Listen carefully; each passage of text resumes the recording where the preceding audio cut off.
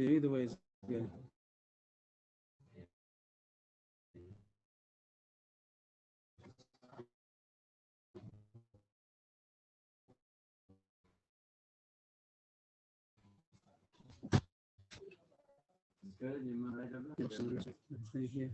Okay, the Lamed Aleph. We're on top of Lamed Aleph. Mevi'in Eitzim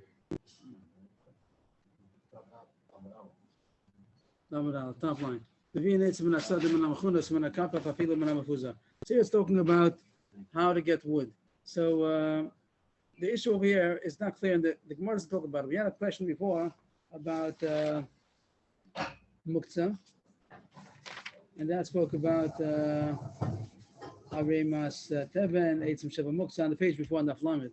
And here, it's a bit surprising that Sugya doesn't talk about what the issue is. What is the issue about this wood? Rashi learns it's also a Sugya of Muktzah. The Rambam doesn't seem to learn like that. The Mishnah Berurah says, the Rambam says has something to do with Uvda Dechol maybe. Some Rishonim talk about Ma'amer, that you're not allowed to gather things. One of the third Malachas is to gather Ma'amer, making sheaves. So just an introduction is that the Gemara doesn't say what the issue is, but it talks about what kind of wood are you allowed to use for fuel. And the issue would be that it has to already have been designated, gathered, and it shouldn't be in a way of Uvda Dechol.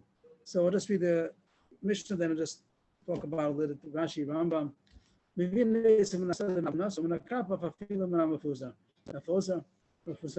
So you can bring wood from the field if it's gathered, and from the karpef. Karpef is some kind of an enclosure that we'd see right away that it's not afka next to your house. We had before that a muktzah is something next to your house, like a yard. But a karpef is an enclosure that you have far away. Sometimes it's close to the city, sometimes it's far away from the city. I don't think so, no. He's talking about maybe a Beit Shar or a Borgenen, but a karpef means... I have that it's mukaf and mishtamer. Okay, a place which is enclosure. Okay, so the word good, enclosure. Even if the wood is not gathered, not collected. So the issue is that it is not clear what the issue is. The Gemara doesn't say what the issue is. Rashi learns it's a muksa issue, and that means it only goes according to Yehuda, and according to Shimon it will be mutter because it's wood which is possible for fuel. The question is, it was designated for fuel. So one issue, there's going to be a question here about Chadil race, Tatil race, Chadil tivusa means how many things they're going for you. There are two factors that are here, and one factor is it in the field or is it in the karpef? Of course, in the karpef, in the enclosure, is more reason why it's designated for use. In the field, it's not designated for use. The other factor is mechunas. If it's gathered, that also shows that you want it to be used. You already gathered it together, and mefuzah means that it's scattered. That shows more that it's not ready to use. So these are the two factors the Mishnah used, says over here, and it says in the Mishnah that either factor is good enough. If there's one good factor going for you, even though one thing is against you, as long as one thing is for you, it's good enough. So the Mishnah reads that you're allowed to use wood from the field, even though it's in the field, and that's a downer. The fact that it's in the field, it means like it was not ready to use. But since it's mechunas, since it's been gathered, it's in a pile, so then that's enough reason that you're allowed to use it. And karpef, it's in an enclosure, it's not an open field, it's in an enclosed yard, so then it's mutter even if it's scattered inside the karpef. So as long as you have one factor going for you, it's good enough. Again, it doesn't say what the issue is. Rashi learns it has to do with something with muktzah, and according to Rashi, this is only going to Yehuda. According to Shimon, that says that these issues of muktzah don't apply, everything will be mutter. But the Rambam doesn't go like that, and the Mishnah Berurah says that Mishnah Berurah on his own says maybe the Rambam holds that it's uvda dechol. The Rambam learns has to do with ma'amer. Maybe this issue about making sheaves, gathering things together. So we're just throwing out the three possibilities that the Rishonim talk about. We don't know what the word used. But we know what they wanted to do with the wood. He wants to use it. No, you know what he wants to do. He wants to take it home and use it on the yontif. If you're making a fire to cook it, sure, that's what you do. The question is not making the fire. The question is what kind of wood you're using. Are you allowed to get the wood? So it says here, if you have one factor going for you, it's good enough, even though it's in the field, which is a downside. But since it's gathered, it's okay. Or if it's in the carpet, that's the good side. Even though it's mufuzah, it's also mutter. According to Rashi, the issue is muktzah. According to the Rambam, might be uvda dechol. According to the Ran, the issue is something about ma'amer, that you're not allowed to be gathering from the field. Once it's already collected, maybe it's okay. And the carpet also is considered collected already. So therefore, even though it's gathered within the carpet, it's okay. So Rabbi, I have the Rambam on the bottom of the daf saying that even if it's mechunasim b'karpef, You have to Came be, Block mifazero to harihain kimifuzarim v'asurim. you have to see the Gemara. We didn't do the Gemara yet even. We have to, I'll see a little bit more. So far we just did the Mishnah. The Mishnah continues what's called the karpef, a zero karpef. So the karpef is some kind of an enclosure, and that makes a heter over here. That's a positive factor. That's the upside. The fact that it's a karpef, even though it's scattered. So the Mishnah says a zero karpef, culture samach li'ir, Div Rabbi Yehuda. Rabbi Yehuda says that it's close to the city. These things are not next to, it's not a backyard. It's not right next to your house. It's away from the house, but it has to be close to the city. Once it's close to the city, that's called the karpef. And we'll see what the Gemara talks about the other factors. As long as it has a lock, a posachas is a lock. That means that it's a mishtamer, the fact that it has a lock, even if it's far away. And far away means it's in the Tchum. Tchum Shabbos means 2,000 amos out of the city. So if Yehuda says it has to be near the city. If Yehuda says it can be far away from the city, as long as it has a posachas, that's a way that it's also considered mishtamer. How does that affect us? According to Rashi, it has to do with Muksa. According to Rambam, maybe of the Chol, maybe something about Ma'amer. We're not going to say it again and again. Those are the three shittas that are brought down what the issue is. But we're just going to talk about the halachas, the dry halachas without the neshama. The neshama talk about what the neshama of the sugi might be. Is it Muksa? Is it Ma'amer? Is it of the Chol? But the Mishnah says that you have to have one of the two factors in order to be mutter, and then in the factor, it's called a karpef. What does that mean? Machlokes, Abiyuda says it has to be close to the city in order to be considered a good karpef that allows you to get the wood even though it's scattered within the karpef. The verse says if it has a lock, it's good even if it's far away from the city. How far? The maximum that it can be is the Tchum Shabbos. Can't go past the Tchum Shabbos. Amar Abiyuda Mashmuel. So he throws a surprise at us that you only let to have wood if it has two things going for you. That also is mechunas and also is in the kapeh. That's against the Mishnah. The Mishnah said one is good enough, either mechunas, even in the field, or the kapeh, even if it's scattered. And if Shmuel says you have to have both, you have to have mechunas, sheva kapeh. So it's very surprising. The Mishnah is against the Mishnah. So he's against the Mishnah. So the Gemara says you're right. He is against the Mishnah because he says that he's going to prove that the Mishnah is only a das yachid. It's only a individual's opinion, and the Rabbim seem to argue since the Bryce is going to say this Mishnah in the name of a Yachid, Rav Shimon ben Elazar, so we could derive that the Mishnah is only his opinion, and there's others that argue, and they hold like Yehuda Mashmuel said, you have to have two things going for you, and that's how we're going to pass. You have to have both conditions. It has to be Mina Mechunas and also Sheba Karpeh. So even though the Mishnah said either one is good enough, in the halacha we're going to say you have to have both. Mechunas and Sheba Karpeh. If it has to, in the Sada it's not good at all. And if it's mefuzir, it's not good. You have to have both things. It should be in the cup and also mechunasin. We still have to find out. Tchum Shabbos. I'm not following, but we're talking about two different things. The Gemara. There's another point that the Mishnah talks about that what's called a karpef. But besides that, the first point that the Mishnah said you have to have one of two factors, and Rabbi Yehuda Mishmol says you have to have both factors, mechunas and karpef. Soon we're going to get back to the end of the Mishnah that talks about what's called a karpef. That's sugya number 2. First, the Gemara's question was that how come Rabbi Yehuda Mishmol argues on the Mishnah? The Mishnah says one factor is enough, and he says you have to have two factors. Either one is good enough. The answer is our Mishnah is only a das yachid, and we're going to prove that by saying in the Brisa, the same as our Mishnah, but it's quoted in the name of Rav Shimon ben Elazar. That means he's the only one who says so. And there's going to be an invisible Rabbanan that argues, hey, you have to have both. Mechunas and Sheva Karpef, and that's what Rabbi Yehuda Mishmol Paskin is like. The Tanya, so more or less, the Brisa is going to say the same as our Mishnah, more or less, and it's going to be in the name of Rabbi Shimon ben Elazar. Rabbi Shimon ben Elazar, that's the whole point. That since Rabbi Shimon ben Elazar says so, that means that he's a das yachid. But the Mishnah argues on him. Not the Mishnah. He's a Tana, Rabbi Shimon ben Elazar. And with Rabbi Shimon ben Elazar, and we're saying that he is the Tana of our Mishnah, because that's what he's going to say, the same as our Mishnah. And since it only says it in his name, so we could derive that the Rabbanan that we don't know about, but there's a Rabbanan out there that must be arguing. He must be arguing on them, and they're the ones who hold. Oh, thank you. And he's the one who his reaction was pretty much better, but maybe a little bit more. Thank you. And since he's only a das yachid who says so, we could derive that the Rabbanan arguing how you have to have two conditions, both conditions, and that's what the Mishmol said. If you have to have both conditions, what does the Brisa say? We're going to come. This is going to be more or less what the Mishnah said. So we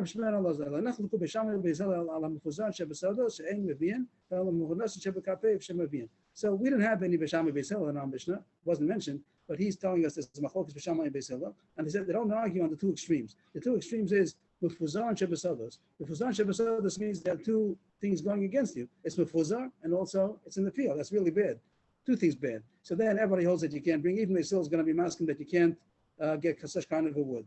And the other extreme, if everything's going for you, if you have two things going for you, then mechunas and the karpev, so then you have two things going for you, two positive things. Everyone knows, even Meshami holds you could get that kind of a wood. Alman nechliku. What is the machlokes b'shamai b'Yisrael? Ala mechuzar and sheba karpev, ala mechuras and sheba sados, which is the two subjects of our Mishnah. Our Mishnah said that both of these things are good. Mechuzar sheba karpev is good, and mechuzar sheba sados is good. And on this it says, Beishamai says it's not good. You can't use such wood, but it still says you could. Beishamai omrim lo yavi, B'Yisrael omrim yavi. So that's the end of the brisa, and we have of course all like Beis Hillel. So here this brisa says that according to Beis Hillel, one factor is good enough. Chadeli tibus is good enough. That if you have a karpet, even if it's mefuzah, and mechunas is good even in the sados. So that's same as our Mishnah. So what do we get from the whole brisa? Same as our Mishnah, but Reb Shimon Elazar is talking. So since Reb Shimon Elazar is the author, so then we say that even though it's our Mishnah, but it's only a das yachid, and therefore we're going to pass like the Rabbanan that don't have any brisa beferish, but we could derive that they're arguing and they hold that you have to have two milas. You have to have mechunas, sheba karpef, and that's what Rabbi Yehuda Mishmuel said, and that's how we pass him. That you have to have, like the chachomim, right? That we don't have we don't know who they are, but they're invisible. The fact that if Shimon Elazar is arguing on somebody, so they must hold you have to have both milas, and that's how. That you don't have a chacham, you always have a das and then a yachid. How come it doesn't say their opinion over here? It's invisible, okay? And that's why the Rabbi Yehuda Mishmuel passes you have to have both. So even though the Mishnah says either one is good enough, mechunas or karpef is good, you have to have both. You have to have mechunas with karpef, and that's how we pass it. Next Gemara, Amar Rava. Alei kanim, v'alei gefanim. Afal gav de mechnefilu, umosvi, chiven de imad yizika, mevada lehu, kim fuzar and damu. We're talking about surim. We're talking about what's called mechunas. We said mechunas, mefuzah means scattered. Mechunas means that it's gathered. So he says a chiddush that if you have something that blows easily in the wind, even though you gather it, it's not considered gathered because now it's gathered and the wind's going to come and blow it and scatter it. So alei kanim means leaves of reeds, and alei fanim, grape leaves, that you gather them. It doesn't help that you gather them because it's only to be scattered again. I forgot the mechnefilu mostly, even though they're sitting gathered, the word mechanek means gathered, mostly means sitting, that it's sitting gathered. But since if a wind is going to blow, mechanfi means gathered. And no, this is Aramaic. Since if a wind is going to blow, madli means like to pick it up. It's going to scatter it. It's going to scatter it. That's considered mefuzah. So we held you have to have two conditions: mechunas in the carpet. Now we're saying that what's the title? What does it mean mechunas? That it has to be something which, when you gather it, it stays gathered. But if it's something which is lightweight, and even after you gather it, it's going to blow away, so it's considered scattered. If you put something, a weight, on top of it to hold it down, then it's good, then it's fine. That is considered mechunas, very logical, that something which is going to be blown away is not considered mechunas. According to Rashi, it makes sense because it has to do with muktzah. According to how much your das is on it, if it's going to be scattered, so then even though right now it's gathered, but according to the Ran, this has something to do with ma'amer, so the Mefarshim ask that what does it mean if right now it didn't get spread out? It's right now, it's true, it's a lightweight thing which could be spread out, but it didn't get spread out yet. So why should it be ma'amer? Right now it's all together. That might be a kasha on the Ran, but with Rashi it'll be good. That has to do with muktzah, and even if you gathered it, it's not going to stay like that. So still it's considered mufuzah. So what we which word? Moshe likes Yoshev. It's mechuna and it's sitting. It's sitting gathered. It's stably sitting. Okay. But since if a wind is going to blow, the word zika is a wind. Midli probably means to pick it up. If a wind is going to pick it up, it's going to scatter it. Mevadelu is going to scatter. Just the word interesting. The word nowadays they use for entertainment is bidur in Hebrew. Bidur means like mefuzah. It means scattered. There's no such real word. Okay, so that's the madur. So that would be scattered. Mevadar is scattered, right? And the asnach mona ibn esmol. If you put some, if you diminiach davar may esmol alayhim shapridami, then it's good. Okay, so what we have so far, that even though the Mishnah says either one factor is good enough, either mechunas or karpef is good enough, you're passing like the Rabbanan that doesn't say in the Mishnah they have to have both mechunas and the karpef, and then the Gemara says there's something which is only to scatter again, even though you gathered it, it's not considered gathered. Okay, now we come to the end of the Mishnah that said what's a karpef, and now we had Machlokes. Rabbi Yehuda said that has to be samach li'ir. It has to be close to the city. Rabbi Yossi said even if it's far away, if it has a lock, it's also considered a karpeh. Is there a karpeh? So the Gemara is not clear in what Rabbi Yehuda and Rabbi Yossi holds. Hechi kama. What does Rabbi Yehuda mean to say when he says it's close to the city? Is he talking about that has a lock also? Means Rabbi Yehuda just spoke about being close to the city. Rabbi Yossi said that if it has a lock, it's good even far away from the city. But was Rabbi Yehuda talking about a lock also? What does Rabbi Yehuda hold? You have to have two conditions to make it a karpeh. For one condition is good enough.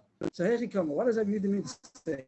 Does Rabbi Yehuda mean that you have to have two conditions? You have to have, that in order to be a karpeh. Of course, that's to go. We talk about how many conditions. It's getting very well narrowed down because we spoke first about the karpeh and the chunas. So now we finished that already. You have to have both of them, karpeh and the chunas. Now we're going in the karpeh. What's called the karpeh? So again, there might be two conditions. What's called the karpeh? Not in what, right? Not in the collecting the wood. It's an enclosure. It's an enclosure. It has a but the enclosure we said there's a mile next to the city, and there's a mile to have a lock. Both of these make it more only to be used and less of the whole. So the Rabbi Yehuda said that it has to be close to the city, but he didn't say he's talking about that has a lock also. Rabbi Yossi said if it has a lock, it's good even far away from the city. So here, the one side is to say that according to Rabbi Yehuda, it has to have both conditions. It has to be close to the city and also a lock. And Rabbi Yossi says it has a lock, it's good even if it's far away. Means according to this side, there's a few pshatim over here, but we'll say what Rashi says. Rashi goes, according to the first side of the Gemara, Rabbi Yehuda you have to have two conditions. It has to be close to the city and also a lock. And either one is good enough. That if it has a lock, it's good even if it's far away. If it's close by, then maybe it does not have to have. That was the first choice of the Gemara. Oh, Dilma. What was the problem? What? From it? So we said, right, the three pshat of the Gemara, we said that Rashi says that there might be a question of muksa. The Rambam maybe holds over to the whole. The Ran says maybe ma'amer. The whole sugya doesn't say what it's talking about. So we said in the Chok Shon and what the neshama of the sugya is. But now we're just talking about the conditions that the Mishnah says to permit it. It has to be karpeh. What's called the karpeh? So the Mishnah of Yehuda said close. The Mishnah said basachas. The first choice is to say that according to Yehuda, you have to have two conditions. That it should both be a lock and close to the city. And according to Rabbi Yossi, it's good with either one, either close or a lock. Or Dilma, choice number two, nachikama. Culture samach clear bein disle pasachas bein delasle pasachas. According to Rabbi Yehuda, everything, only one condition. Everything depends to him only if it's close to the city. He doesn't care if it has a lock or not. Everything depends only on lock, only on being close. Close is good, far is bad. No difference. I don't care lock, no lock. According to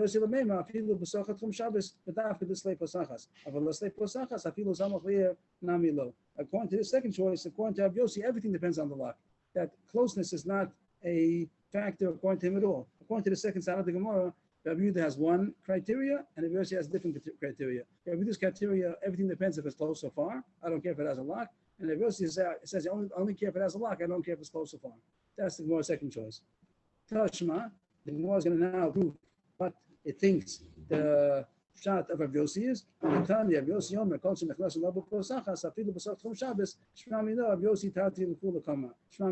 says that the diak of Rabbi Yossi is mashma that either one is good enough. Either one is good. Either close to the city is good enough, even if it has no lock, or if it has a lock, even if it's far away from the city. Either one is good enough. Rashi goes into how the Gemara derives this from the words. And Rashi also says from here we could derive what Rabbi Yehuda holds, and Rashi comes out that the Gemara's maskana is not like either one of the first two choices in Rabbi Yehuda and Rabbi Yossi, but just we can keep it simple because we're going to pass in the next line like Rabbi Yossi. So Amr Rav Shala, Amr Rav Yemiyah, Halacha Rabbi Yossi L'Hakel. We pass like Rabbi Yossi, which means the kula, which is either one is good enough. So that sums it up. And what do we have? That either close to the city, even without a lock, or if it has a lock, even if it's far away from the city, either one is good enough to be considered a karpeh. So just to sum up that this whole sugya, the Mishnah said that in order to get wood, you have to have some factors, some conditions. And we pass more machmir than the Mishnah that you have to have both factors. One is going to be that it's mechunasim, that the wood is already gathered, and also it has to be in a karpeh. If it's out in the field, it's not good, even if it's gathered, and if it's scattered, even in the karpeh is also not good. Against our Mishnah says either one is good enough, but we pass like the Gemara, Yehuda Mishmuel, that says there's a Rabbanan that argue, and you have to have both things going for you. That is both in the karpeh and also as mechunas. Then we have issue what's called the karpeh. What is the karpeh? What's the criteria to be a karpeh? Besides being mechunas, it has to be karpeh. What's a karpeh? What is this enclosure? So in the Mishnah we had Rabbi Yehuda says something about being close to the city, and Rabbi Yossi says something about a lock. And the Gemara wasn't sure if it's talking about both conditions or only one, each one has only one criteria. As far as the halacha comes out, across like a Yossi, that either one is good enough. Either it's close to the city, even without a lock, or it has a lock, even far away from the city. And we do pass like a Yossi. That's the last words in the Gemara. Halacha Rav Yossi Lahak. Right before the Mishnah, halacha Rav Yossi Lahak. That means we hope that one is enough. One of the, See, that's why it's a little bit confusing. We're talking one of what? one of the kapah. What's called the kapeh? The kapeh is that either it's close to the city or it has a lock. That's what a kapeh Even is. the kapeh, because it's got a condition. Right. What's called the kapeh. So that we hold either one is good enough, it's close to the city, or it has a lock. But then don't forget, you also have to have mechunas. That's the first part of the Mishnah. You have to have, besides being in a kapeh, it also has to be mechunas. How much this is relative to us nowadays, I don't know. We don't have a kapeh, we don't have locks, we're not close to the city, we don't have wood. So I don't.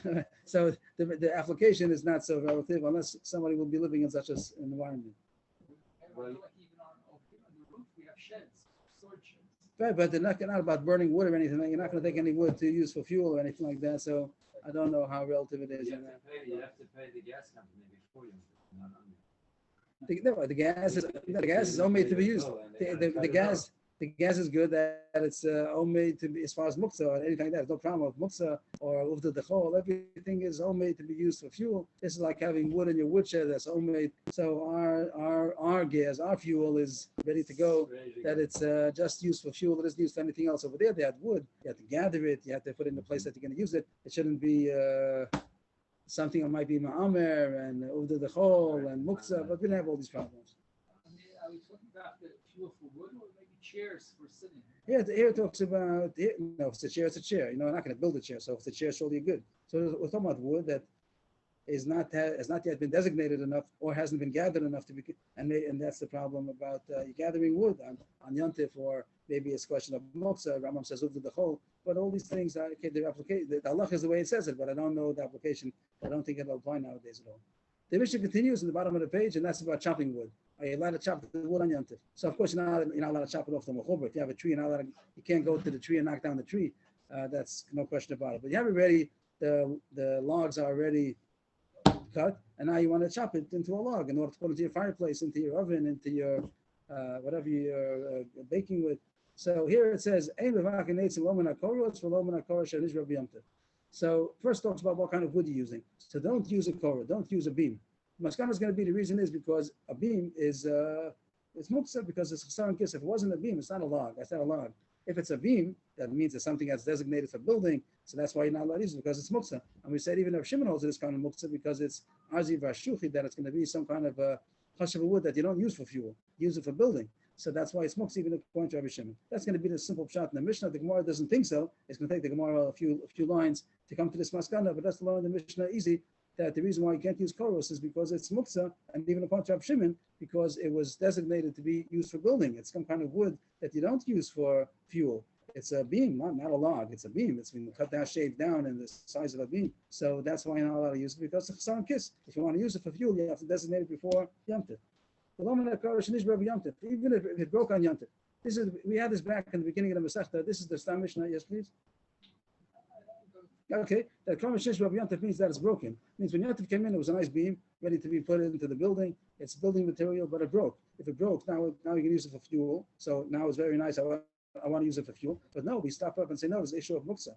That when Yontif came in, it was only to be building. It wasn't only to use as fuel. So therefore it's muktzah. And here the Gemara at the beginning of the para of the Masechta said that this is a Stam Mishnah like of Yehuda that holds of muktzah. Because according to Rabbi Shimon, we wouldn't care that Benish Moshe it was muktzah. Now it's not. Now it broke. The Gemara talks about maybe there might be an issue called maybe of Nola, that maybe of Shimon is Moda, but this is the Stam Mishnah that says that we do hold of Rabbi Yehuda on muktzah of Yontif. And that's how we pass it, that muktzah of Yontif, we Ashkenaz by Nola, we machmer on Yontif. But this is a Mishnah that does talk about Nola, it's not Nola, the beam broke. So it's a regular case of, I think it's a case of, I don't think it's Nola, I think this is just a regular case of muktzah, and Rabbi Yehuda holds that it will be muktzah. And even though now it's only to be for fuel, but when Yontif came in, it was not. It was only to be a beam used for building. So that's why the Mishnah says that's awesome. Didn't we learn something similar? I mean, here the Mishnah gives an alternate where it's broken, or in a Karish Nishra. When did it break? It broke on Yontif. When Yontif came in, it was not yet broken. Yes. Frank, but the Mishnah says in the book, kind of 8 symbols in a Karish.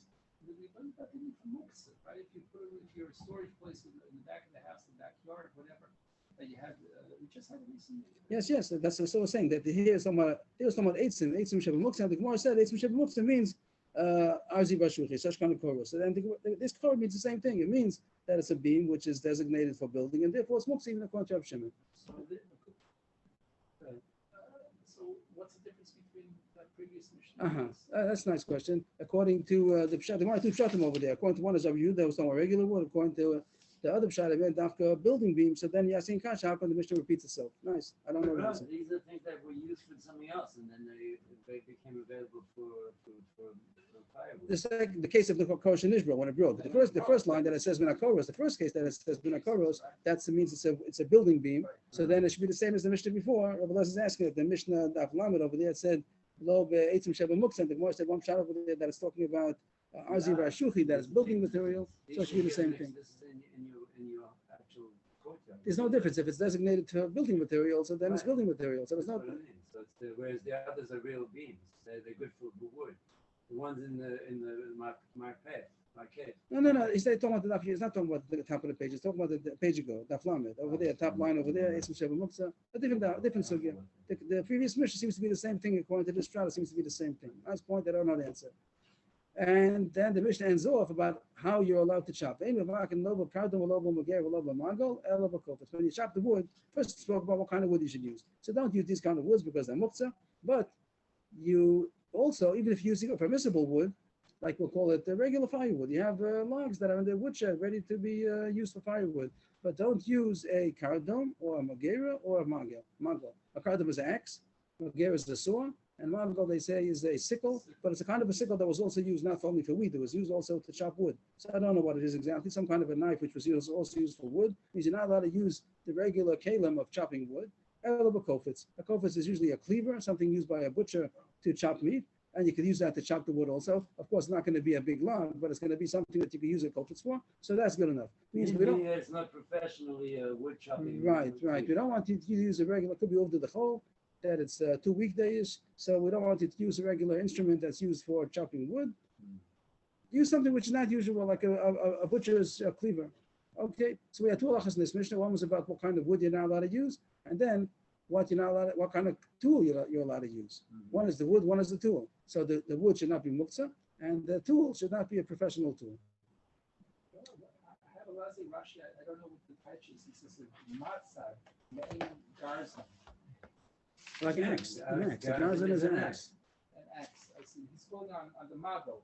So because we have two Lazi words to library. If you want the translation, it's age, A-D-Z-E. A-D-Z-E. AIDS, or a Lilladok. But it's not going to help us. It's not going to help me. It's a kind of an axe. We'll call it a kind of an axe. So don't use any kind of. Don't use any kind of a professional chopping tool that's used for wood. Use something used for meat. That's the point. So one halacha was don't use muktzah wood, and the other one was don't use a professional tool for cutting. The Gemara starts on number days. So butcher's cleaver, even though it's made for meat, and it's not. That's it. On the contrary, use that since it's made for meat, then chop wood. Chop wood with that. What was Shino? Yeah, you shouldn't be able to do the whole. You shouldn't use a regular chopping tool. And is that a kli shalach l'Yisrael, or is that? No, yantif, everything's fine. In Yantif. battle in Tashmisha. Yantif, you're allowed to do all these things. What's the problem? Yantif, you're allowed to chop meat. You're allowed to chop meat on Shabbos also. There's a muksan. The weeks we say Ashnes we say it's muksan. I'm not following. Do we pass them down the Yom Tov this muksa or Shabbos?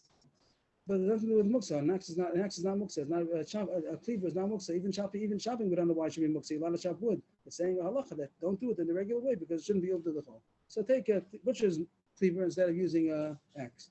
The Gemara kasha. Ramaj Reisha aim levakin klal. So I said a pshat in the Mishnah that already avoids the kasha. It already avoids the Gemara's question because I said that when it says aim levakin eitzim, it means aim levakin eitzim from koros. Don't use some kind of a chesaron kiss. Don't use the wrong wood. But the Gemara didn't know that yet. The Gemara thought that it means aim levakin eitzim. The Gemara took the word korah lav dafka. Don't chop wood, as if to say don't chop wood at all. The other Mishnah says you could use a butcher's cleaver. So that's the most kasha. I answered. What you said, Amarta. You already said in the Risha, Ein Levakin, and the Ein Levakin, the Gemara thinks means don't chop wood at all. And then the end of the Mishnah says you could use a kofetz with a shinur. you use something which is not the regular tool. So I avoided the whole Gemara. I avoided the whole kasha by explaining the Mishnah the way the Gemara is going to say, because that's how the Mishnah reads simply. But the Gemara thought for some reason that Ein Mevakin don't cut any kind of, don't chop wood at all. And the kasha is that the end of the Mishnah says you're allowed to, as long as you have a shinui in the kli and you use the wood which is not muksa. That's what the Gemara is going to explain. Something's missing in the Mishnah. Hey. Yes. Something's missing. Ein Mevakin minas savor shall koros. Don't chop wood if it's piled up wood. It means beams that are piled up. That means that it's all made to be used for building. So it doesn't just say don't chop wood. It means don't chop beams. Beams that are designated for building. That's the kind of thing the Mishnah is talking about. It isn't saying don't chop wood. It's saying don't use muksa wood. Don't chop muksa wood because the wood is muksa. It's not a din in the chopping. It's a din in the wood. And the Gemara, I said that's from the Mishnah also right away, just to be able to read the Mishnah, but the Gemara didn't say that until now. And then you could use wood which is already broken before Yom Tov because not a question of muksa. So first the Mishnah talks about what kind of wood. Don't use muksa wood. So they use muksa which is wood which is not muksa. Now it says how do you chop that? Don't use a tool which is a professional instrument for chopping wood. Use something which is not usually used. So that's how we learn the simple term in the Mishnah. The Sava, they say, means beams that are piled up, which means that it's designated for building. You go to the lumber yard in a case where you have beams that are designated for building, not for a woodshed. A woodshed where you have just fuel, just branches and things like that, logs, that's okay. But then the Mishnah says you want them to be gathered together in the. No, you're talking about something else. You're talking about that if it wasn't designated for, that's Mishnah before. You had the Mishnah before. Yeah. That's another law that it shouldn't be muksa wood. It shouldn't be things that or things that were designated. Anything for wood is just in the field, a piece of wood lying in the field, twigs over there. But now it's something else. Now we're going into the woodshed. I'm saying that don't use wood which is muksa. In your woodshed, let's say we could put it this way, that in your woodshed you have two kinds of woods. You have woods that beams, nice planks, that's used for building. It's not only for firewood. And you also have all kinds of logs that are just to onto the fireplace. So that you're allowed to use. And now it says, but don't use a tool which is a professional tool for chopping. Don't use the axe and what else is there? The mago, the sickle and the saw. Use the kofitz. So there are two halachas in the Mishnah. The way we said is very simple. The beginning of the Mishnah says don't use muksa wood, and the Mishnah says don't use a professional tool. The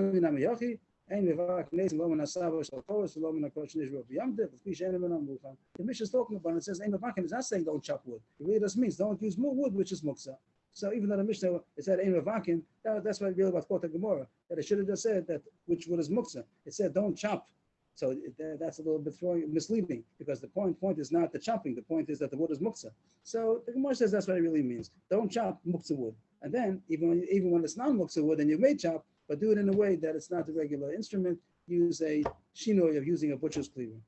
Yeah, Rebbe, there is one chiddush here in Rashi that nishbara, meaning not chopped, I think, on Yom Tov, is even though it's lahasaka kaimi now, because it was ben ashmosos lav lahaki kaima, so it's katsoi, it's muksa.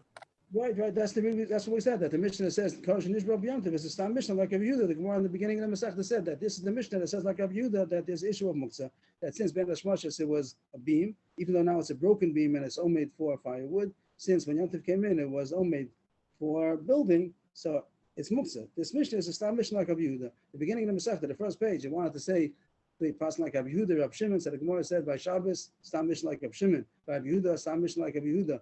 Where's the stam Mishnah like Rav Yehuda by Yom Tov? This is the Mishnah. The Mishnah says you can't use a kosher nishbara by Yom Tov. That's from this. The Gemara proved on that base that the stam Mishnah holds like Rav Yehuda muksa on Yom Tov.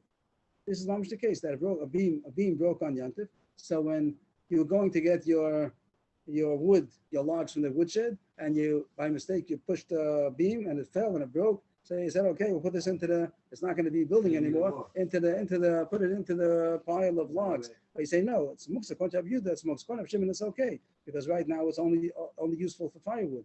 But according to Rav Yehuda, since when Yom Tov came in, it was still a building beam, so it's muksa for the rest of the day. Yes. That's the same thing in Shabbos. Yes, but there's machlokes. But the Mishnah, who you pass like? In our Mishnah says a stam Mishnah like Rav Yehuda, and Masechah Shabbos says a stam Mishnah like Rav Shimon. That's what the Gemara said in the beginning. That there's more reason to pass like Rav Shimon by Shabbos and Rav Yehuda by Yom Tov. And we Ashkenazim, we pass like Rabbi Yehuda by Yontif only by Nolad. We're not machmer every muksa, but we're machmer like Rabbi Yehuda, Yontif is more common than Shabbos by muksa as far as Nolad goes. Again, I think he answered it already, but we've learned the sugi many times over. You need this saksoi. That's not Rabbi Shimon, that's only Rabbi Yehuda. That's not, as far as Rabbi Shimon doesn't hold it up. That's Shabbos and Yom. They hold it both by Shabbos and by Yontif. We pass them like Rabbi Shimon. We pass like we do a passing big discussai. Even this one point that we could discuss, we do pass them like by Shabbos also. Even though it's right, there's few machosim going on, and we, as far as we could discuss, we do all the Mika discussai, not like Rabbi Shimon. Since it was Muktzah ben Hashmoshes, it's Muktzah the rest of Shabbos. Iskatzoi. It's a fancy word for Muktzah. Iskatzoi. It became, it's Aramaic. Okay, the next point the Gemara talks about in the axe, it talks about two sides of the axe. One side is like a wide blade, and one is a short blade. And I don't know the facts, but a little bit, maybe somebody explained to me. I'm not sure if anybody knows anything about wood chopping. So you have a long blade and a short blade. I think that when you're cutting against the grain, like the rochav, the width of the log, so then you'll use a long blade. And if you want to use, you just want to chop the wood by getting it on the grain, and it'll chop it in half. So then you use the short blade. Someone explained it to me. You get it. More work. Yeah, you're not cutting it. It's an axe. It's not a question about the cutting. It's an axe. So when you chop, if you get it on the grain, when you're going lengthwise, so then if you get it deep, so you have a long blade, it's going to get hard to get it in. You only get to split the wood. So it makes sense to me. I don't know if it's true. I never chopped, but I didn't get not so much. So it could be. The Gemara talks about on an axe that has a long blade and a short blade, and the Gemara is going to say that the longer blade is the one which is more of a professional tool, and the short side of the blade is yes permissible, even though it says in the Mishnah about not chopping wood with a professional tool, but it's only when it's the long blade. But if it's a short blade, it's permissible. And the Gemara is also going to talk about if you have an axe which has two sides, two sides of the blade. One is a short one, one is a long. One is, that's what it's going to say. That's what it's going to say. So I was talking. So it talks about a female and a male. So Rashi explains that the female is the long blade and the male is the short blade. So lo shanvel v'nakvashel. It's only usher for the long blade, but the short blade is permissible. And Rashi says the reason is because this is a professional tool, and this is a one that's used for, if I got Rashi straight, that it means when you just want to split the wood, so that's what you use the short blade, and that's permissible. It's not considered so professional. And that's what the Gemara is going to say again and again, different words. And it's also going to say that even if you have a blade that has two sides, one is long and one is short, you're allowed to use the short one, you're not allowed to use the long blade. Pshita, but kofetz not. So it seems that the kofetz is the short blade. It's going to change in the Gemara right away. It's going to change, but Rashi seems to say that the way the Mefarshim explained it. So I'll ask example from the Sfas Emes that the two versions in the Gemara are going to be if what kind of blades did the cleaver have, did the axe have? But this first shot is going that the axe had two kinds of blades on two sides, and the kofetz, the cleaver, had the same short blade on both sides. So the Gemara says, "Pshita, but kofetz now." The Mishnah says, "Allowed to use the kofetz." The kofetz is a short blade. That's why it's mutter. So it's understandable that by an axe also, if you have a short bladed axe, also be mutter. So why is it a chiddush? If it says the Mishnah, "Allowed to use the kofetz," because it's a short blade. So if you have an axe which has one side long, one side short, also you're allowed to use the short side. No, you might think it's worse.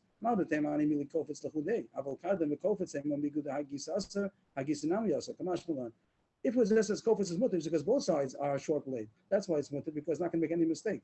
But an axe, which has one side is a long blade, one side is a short blade, you might think that since the long blade is usher, you should answer the whole thing also, not to make any mistakes. Migo means because. Hai gisa means this side. Mitoch shetzad hazeh. Gisa is a tzad. Hai zeh. Tzad zeh. Because since one side is usher, the other side also should be usher. Because if you're going to use one side, we'll say you can use an axe. Really, you mean to say you're allowed to use the short side of the axe. And he's going to think he could use a long side. Or he might just switch it around by mistake. So you might think that only a axe, only a cleaver, which both sides are short, blades. That's why it's mutter. But if you have an axe, which one side is long, one side is short, don't You're gonna mix up, you're gonna right? get mixed Don't up. even use the short side. You're allowed to use the short side of an axe also. And the thing is the same idea, just the different facts of which tools have a long and a short. This is going to go that Kofitz has a long side and a short side. Let's see what the Gemara says. Some have the gears of Rav speaking on the Sefer. It says that you're allowed to use a Kofitz. So here we're going, we just changed the facts that the cleaver has a long side and a short side. In the first version, we said that the cleaver only had a short side on both sides. Here we're saying that cleaver, I guess different places, Rashi says, that different kinds of tools. So the cleaver had a long side and a short side. So when the Mishnah says you're allowed to use a Kofitz, he says only use the short side. But the long side is Asa. And the Gemara says, Pshita, of course you're not allowed to use the long side. That's like an axe. The lobe kardom tanan, and the kardom is a long blade. So it says you're not allowed to use a long blade. So I know you're not allowed to use a long blade of the cleaver also. You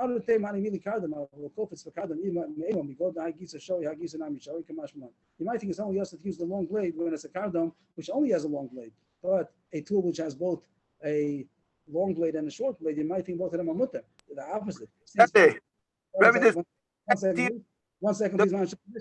Since one side of the blade is mutter, the other side also should be mutter. That since the short side is mutter, so maybe the long side is also not a professional tool. It's also used on an unprofessional people that they also use the short side. That is consistently true the whole sugya that the long blade you're not allowed to use, no matter if it has a short side or not, doesn't make a difference. And the short side you are allowed to use also, no matter if it has another side on the other end either. That's the end of the sugya. That's the contradiction. Rabbi, You can use Use the short side and you can't use the long side.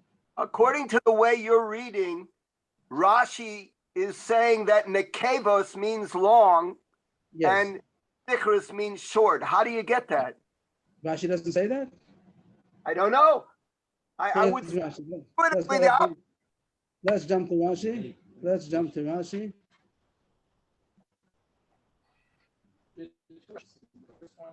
Rashi says, look, Rashi says, Nakushalo. Here he says, Berosha Rochav. That's it. Rashi says that the female side is the long side, and Zachu Shalo, Rashi says, Berosha Kotzer. It's open. Rashi is fairish. I didn't say anything. Rashi says that the Zachus is the short side, and Nakus is the long side. It's Rachav, though. The Rachav means wide, as opposed to long. The Berosha Rochav. Yeah, the wide. Yeah. Wide side. Wide and Rochav and Kotzer. Yeah, Rochav and Kotzer. I use the word long. A long blade, we would call it a wide blade, a long blade, same thing. I meant to say there's a big blade, not a short one. And the idea would be that when you are just want to split the wood, so then you use a short blade that's just going to go in deeply, and it'll make the crack on the grain, and it'll split it. But if you're using it against the grain, so then you have a big blade that should be able to chop, not to split. Yes, please. I didn't get the last thing because you said two different things which seem to be contradictions. If it's a long one, you can't use it because You cannot use the long one, and you could use a short side. Oh, is that what he's saying? That's what he's saying. The whole Gemara is going back and forth.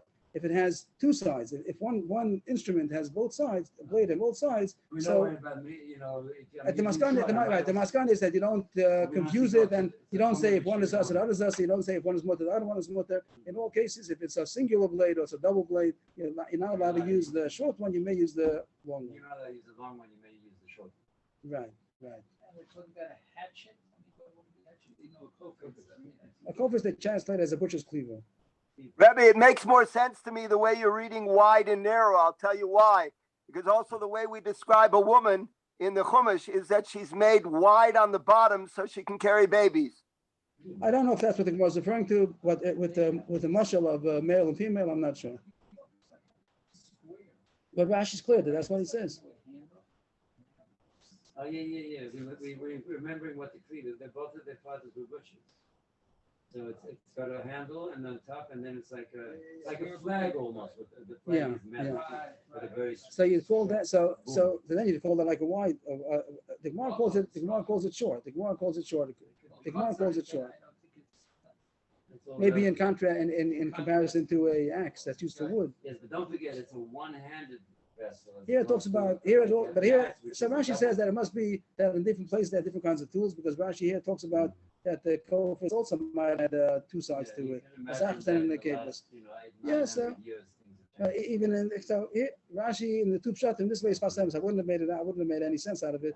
But this is how Arnskol brings down to Fasemis explains Rashi that after I see this, after I see it in Rashi also that the two Lashonis in the Gemara are talking about two different kinds of tools, but everything comes out the same after the Maskana, after all the dust settles, it's all the same. That you're not allowed to use the wide blade, you are allowed to use the short blade. And on the piece of wood itself, what's considered in the grain or against the grain? What part?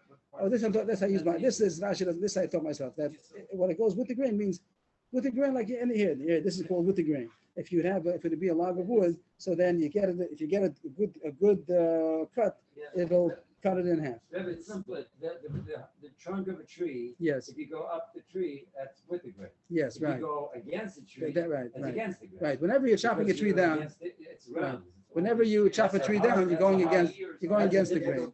That's a Yeah. very difficult cut. But if you go on the down, so then you just need to get strong enough of a chop and it's also. Right. So that's how someone explained to me this Pshat in the Rashi, and it made sense to me. I don't know if it's true, but it made sense to me. I think that's Pshat in the Gemara. Okay, next Mishnah. Vayishu malei peiros. You mentioned that you cut wood. What is that? You mentioned you Oh, in camp a long time ago, but I didn't do anything like this. No, maybe a couple of twigs, on an overnight. Okay. I just found a rock. The rock on the side says, Vahani mili b'nekevo shelo v'hu panimi harachav. Same as Rashi.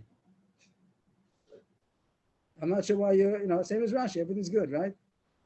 Okay. Next Mishnah. Taisus, by the way, says that we don't know what Taisus says that yes, Taisus says we don't know what it looks like. So he says everything's awesome. Where's Taisus over here? Yeah, sure. Taisus ain't on the weekend. Ain't on the weekend because of him. We don't know what they look like. Okay. He said only by hand. How do you do by hand? You throw it on the floor until it breaks. I don't know. But okay, nowadays, okay, so we don't chop wood. We don't know. So different world we're living in. Okay, next Mishnah. Yeah, it's simple. You're taking electrics. Now you press the gears on. Does he mean rock biyad mutter? With a hand, it would be mutter? Yes. Give a chop and it's good. I don't know if he means with your hand or he means to throw it on the floor. So a martial artist has no problem. Okay, that's good. That's how you do it. Okay, next Mishnah. The simple word seems to say you had a room that was full of produce, produce, and you can't get to it. And somehow it opened up, nifchas, there became a hole in it, they got breached. So you're allowed to take the contents out of the breach. And that seems to say that it's not muktzah. You might have thought that since you can't get to it, it's muktzah. Even though now you had a room that was closed up, you couldn't get to the produce. And then it was broken open. Nifchas. It opened up, it breached. It was a breach. And now you can get to it. So you might think that the produce inside is muktzah because you couldn't get to it b'enesh mashas. So he says, no, you're allowed to. And we have to figure out why. But Meir Omer, what? I don't know, but they couldn't get to it. It was inaccessible when b'enesh mashas. Now you could get to it. So why is it mutter? We'll see in a second. Or I'm not sure if we'll see it today or we'll see it tomorrow. But Meir Omer, Meir says, don't only use the produce if it got opened by itself. You're allowed to open it up. You're allowed to break it open. So that's the question. How can you break it open? It's oil. So nifchas means that it got breached open. Breach meaning the door to get in. You have a room that's inaccessible, and it got a hole in it. How did it get a hole? It doesn't say. A gap in the hole. So then you're allowed to take the contents out of the hole. But Meir says you're even allowed to make the hole. You could break open this bias. So the obvious question is, how could you break open a house? How could you break open? How could you be sosa? How could you demolish? Amai, you're being sosa. It's one of the malachas. You're not allowed to be sosa for a mochel nefesh. It's talking about that this house is not a real house. It's not cemented bricks. It's bricks that are just piled up, and it's not an issue deraisa to take it apart. So that's why Meir says that you're allowed to do it. It's only Yisur Rabbanan. So Rashi says that since it's only Yisur Rabbanan for Simchas Shantif, yeah, you want to get to your food, and somehow it got stuck inside building of bricks that are not cemented together. So it's not the rice to break it open, it's the Rabbanan. So Meir says for Simchas Shantif, to get to your food, you're allowed to do a Yisur Rabbanan. The other way in Soser, because it's too much of the food. No, Soser is a malacha deraisa. Lo sasa malacha. One of the malachas is Soser. It's not one of those malachas that are mutter for ochel nefesh. You're not allowed to build and demolish for the ochel nefesh. Isn't demolishing a problem if you plan to build it? Oh yes, that's a nice kasha. That it wouldn't be deraisa because you're not doing it to the purpose of building anyway. Nice point. That it should be rabbanan anyway. But sometimes it's too close to deraisa. So those kind of things we're not going to be mutter. We consider them deraisa anyway. It's a nice point that really every mechaber and every soser and every korei is only ramanas to be constructed. So it's only rabbanan. And you see machmer them like a deraisa. So the Meforshim say that it's too close to a deraisa. So we don't look at it like a rabbanan as far as these things go. Children above bar mitzvah, etc. It's often the cave. Can they play with Legos and take it apart? They say that you're allowed to. Why? Why is it not building? Because it's not permanent. Because it's made to take apart again. They say it's made to take apart again. I'm saying there's no cement. Yeah, and it's made to take apart. It's not made to be permanent. Here only because of Simchas Yom Tov. Because here it's not made to take apart. They built it, but it's not so stable. It's not cement, but it's not made to take apart. But in games, it's made to take apart again. It's not made to stay like that. So I think that they permit it. Or maybe that's just because they're Mesachik with it. That's their Simchas Yom Tov Shabbos. Okay, I don't know if that's the reason why they're matter. I think even without that, they're matter because it's made to take apart. But I can't say for sure. Maybe they say different than I said. I'm not sure. Okay.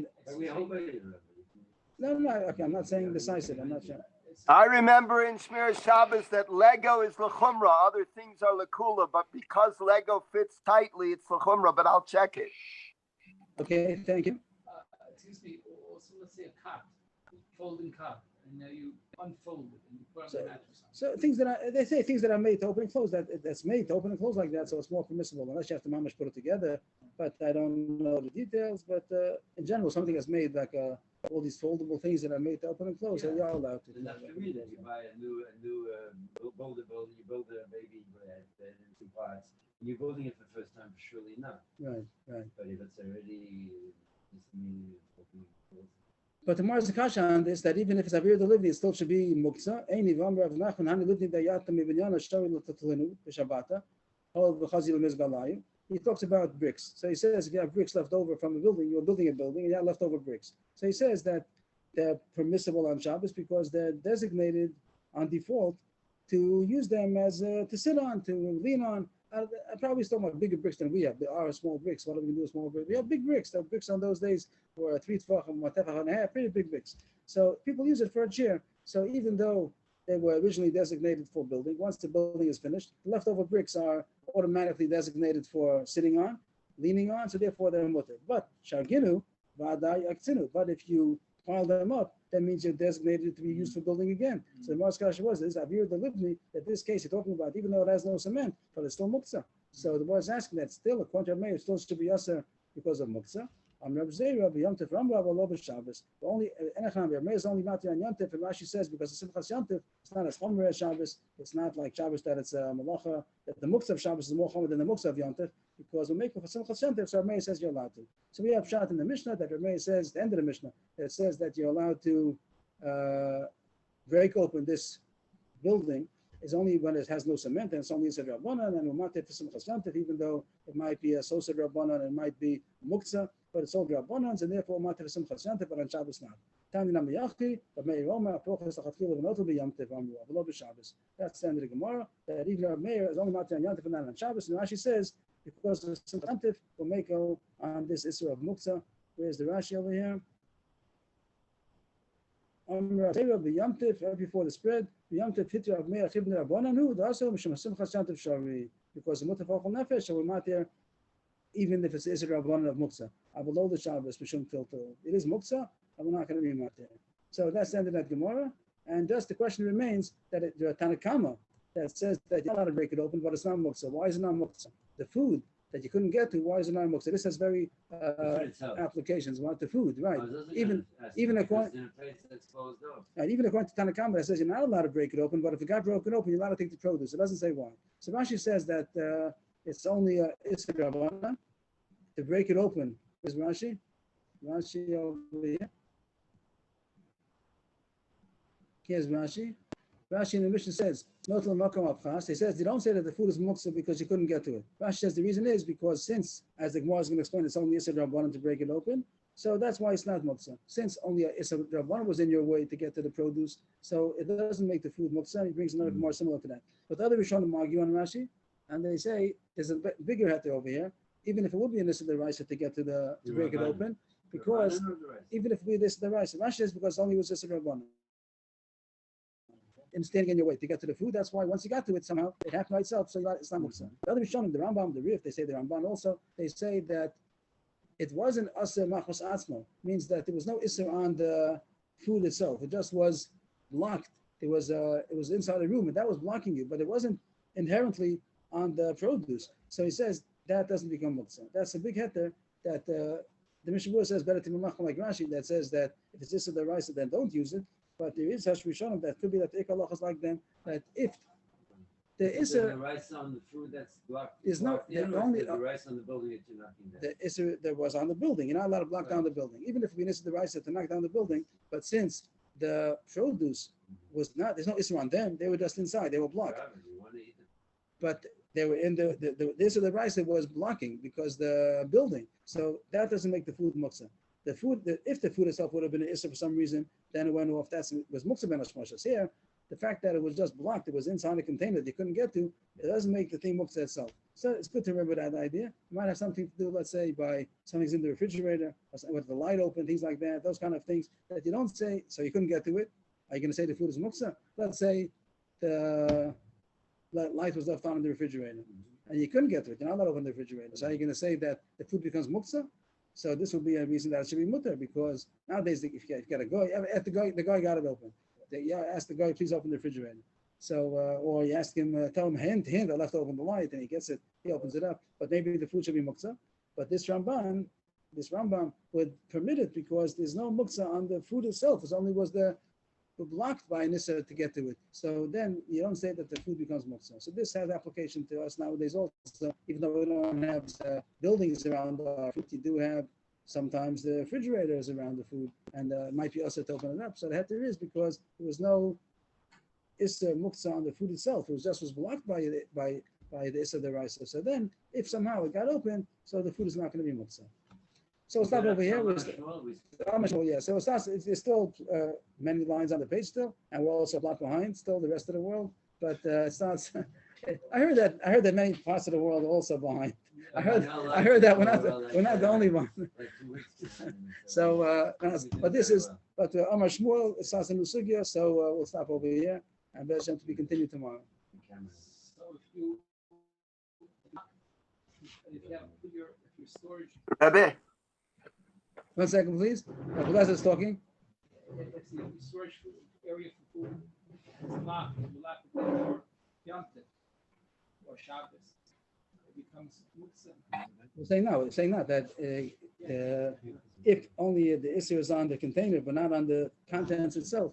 So it could be that if it got open somehow, so then the contents is not going to be muksa because it only was an issue that was surrounding the food, not that the food itself was muksa. Even though you yourself lock It doesn't make a difference. It means if you can't get to it, if you have the key, nothing's no problem. You don't have the key. You have to do this in order to open it up. You have to do a sosa. So no, thank you. Yes, you can. So that would be this chiddush that comes out of our sugya that according to Yisrael Shonim, that even though there is an issue the rice that's standing in your way to break it open, but since it's not inherently on the food itself, so it could be there's no some muksa. That's good, everybody. Yashikov. Great, Shavuot Tov. Rebbe. Rav Manuel, a message from Rav Lezer. I know you have a shayla, Rabbi